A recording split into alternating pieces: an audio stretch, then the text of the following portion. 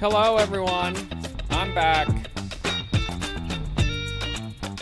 A day late and many dollars short and brain cells short, but I am back. This is your 10-minute sports report. I'm your host, Captain Bourne. Thank you, everyone, for tuning in. We got some movement in the NBA with the James Harden stuff. We got some NFL news, running back stuff. We got a wild Oscar-nominated movie stuff going on, and then the AP poll dropped, and of course, as always, the lowest salary teams in baseball. Let's jump into it.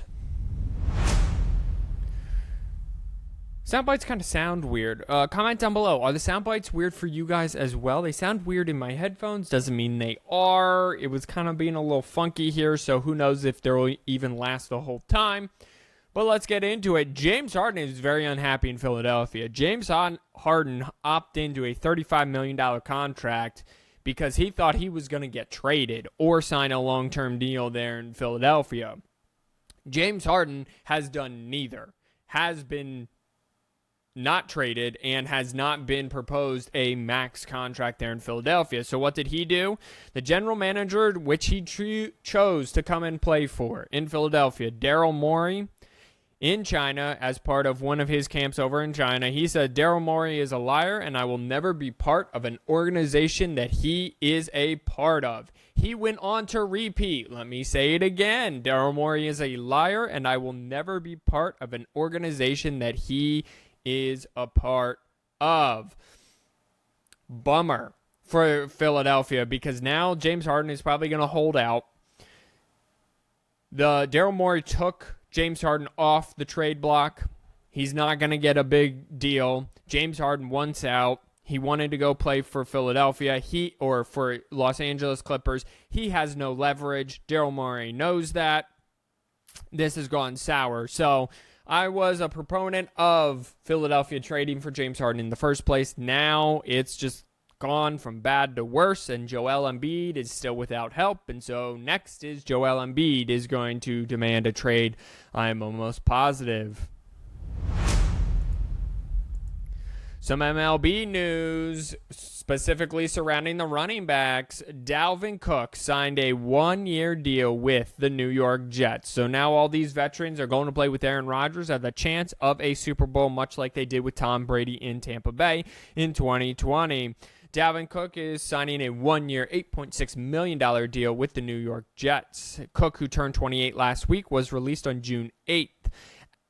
After 4 straight Pro Bowl seasons in Minnesota. So the Jets are without their number one running back currently, Breece Hall, who is recovering from ACL surgery, and the Jets wanted to bolster the backfield with an accomplished runner. Dalvin Cook also is still in some legal hot water as he tried to pay off someone who alleged some violent behavior against Dalvin Cook, so we'll have to see how that plays out as well.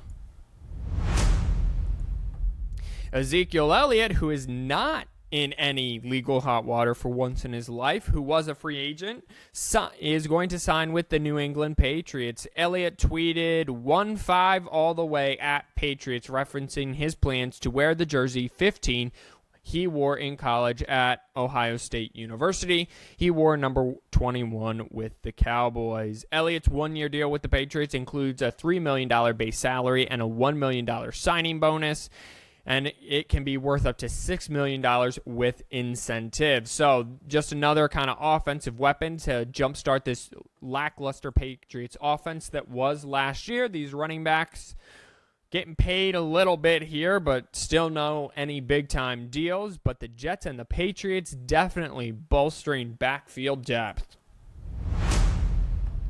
These sound bites are definitely off, at least in my headphones. They are very off. I'll make sure everything's connected, but yeah, they're I apologize if they're trash in your ear holes, just like this whole 10-minute segment here.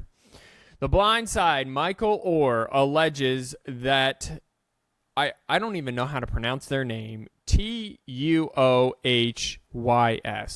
Tuies? Tohies? I forget how you... Oh, no. Anyway, his adopted family, he alleges that they never actually adopted him. They tricked him into signing over his conservatorship to them and then made millions of dollars off of his name, image, and likeness, basically, and the movie rights, and he never saw a penny. So basically, he's alleging that Sean and Leanne are the NCAA there for a while before name, image, and likeness, and just profiting off of him. This was 2 years coming. I saw an interview with Sean, the son. This was 2 years coming. This started 2 years ago. It's a 14-page petition filed in Shelby County Court in Tennessee that alleges Sean and Leanne, who took Orr into their home as a high school student, never adopted him. Instead, less than 3 months after Michael Orr turned 18 in 2004, the petition says the couple tricked him into signing a document making them his conservators, which gave them legal authority to make business deals in his name. The petition further alleges that Sean and Leanne used their powers of conservators to strike a deal that paid them and their two birth children millions of dollars in royalty from the Oscar-winning movie that earned more than $300 million, while Orr got nothing. And he says that story would have never existed without me. In the years since, Sean and Leanne have continued calling the 37-year-old Orr their adopted son and have used that assertion to promote the foundation as well as Leanne's work as an author and motivational speaker. So, yeah, the wild story here just coming out. I mean, would it surprise me? I have no idea. Does it surprise me? Yeah, a little bit after the shock, but me and Karen was like, really? Is that really a thing, or is this just a story to make headlines? This sounds like a real thing because it was going on for 2 years. Like, it was 2 years in the making. It didn't just drop.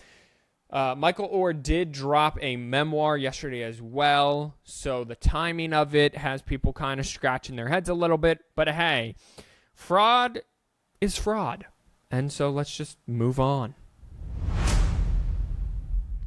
The AP poll, the Associated Press poll, I should say, for college football has dropped. The college football uses the Associated Press poll for the first 8 weeks or so of the season, and then the College Football Playoff Committee finally gets their grubby hands on things and does what the College Football Playoff Committee do.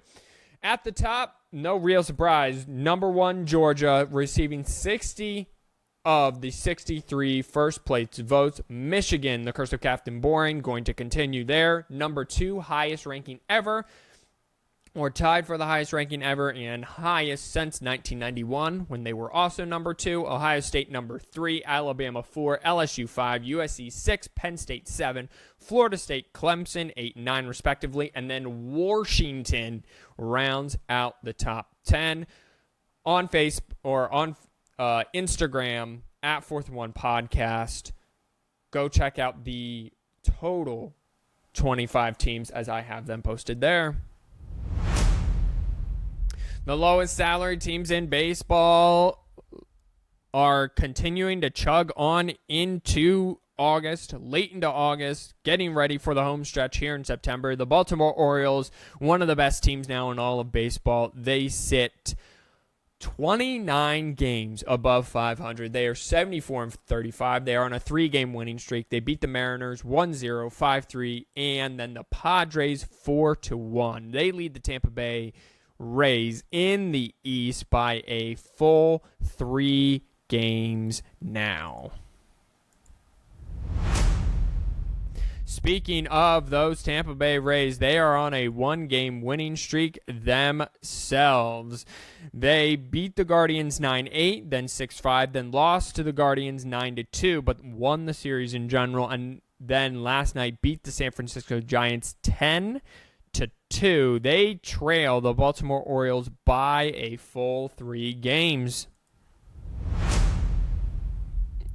Take a look at the NL Central just a little bit here. The Cincinnati Reds, up and down a little bit. Pirates 9-2 beat them. Then the next game was postponed. Then the next game lost 4-2. But then the doubleheader of the postponed game, they won 6-5. So on a 1 game winning streak, they trailed the Milwaukee Brewers by 3.5 games. Them and the Chicago Cubs are tied for second in the NL Central by 3.5.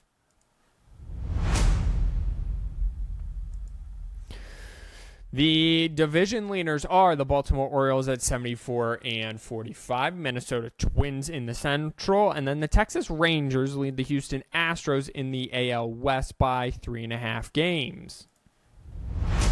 In the National League, the Atlanta Braves lead the Phillies by 11.5 games and own the best record in all of baseball at 76-42. The Milwaukee Brewers lead the Central over the Cubs and Reds respectively, and then the Dodgers have opened up a giant lead in the National League West. Now lead the San Francisco Giants by 9 games. Ladies and gentlemen, when I started doing the 10-minute sports report, low salary teams in baseball, the Dodgers were in 3rd place.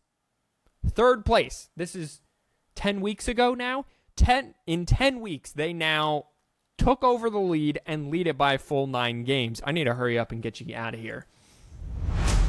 Wild card standing, the Tampa Bay Rays, why they sit in second, still lead the wild card. The Houston Astros are in second, followed by the Blue Jays. The Seattle Mariners and the Boston Red Sox are trying to hang in there and trying to catch the Blue Jays for the final wild card spot, each trailing the Blue Jays by 2 and 3 games respectively.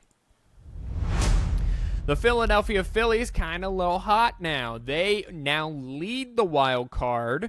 San Francisco Giants follow them. Miami Marlins follow them for the final wild card spot. And then following the Marlins, the Cubs and the Reds each trail, because remember, they're tied, the Marlins by a full game, and the Diamondbacks are only 3.5 games out. So the ending of baseball is going to be hot, hot, hot, hot. If you're still here, can y'all comment down below? What are you most looking forward to in terms of fall that's food-based or scent-based? Okay? In terms of fall, the season that is upcoming, that is fast approaching, hockey, college football, football in general, postseason baseball, what food and scent that are normally a little more heavy in fall are you most looking forward to? Let me know. Comment down below. Don't forget to like, subscribe, and share. Go follow us on Instagram at 4th and 1 Podcast. It's been 13 minutes. Let's get you out of here. Thank you, everyone, so much. Wash your hands, you filthy animals. God bless you all, and peace out.